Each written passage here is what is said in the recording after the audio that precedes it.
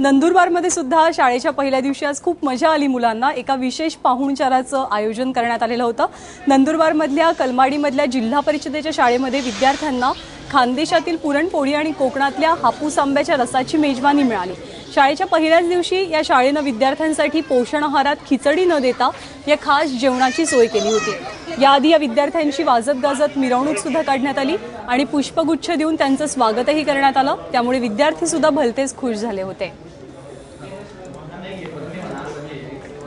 शासनाचा निर्देश आहे, शासकीय परिपत्रकानुसार विद्यार्थ्यांचं स्वागत झाल्यावर त्यांना मिष्टान्न भोजनाचा लाभ द्यावा या हेतूने यावर्षी आम्ही पुरणपोळीचं आणि आंब्याचा रस हे जेवण देण्याचा मानस होता।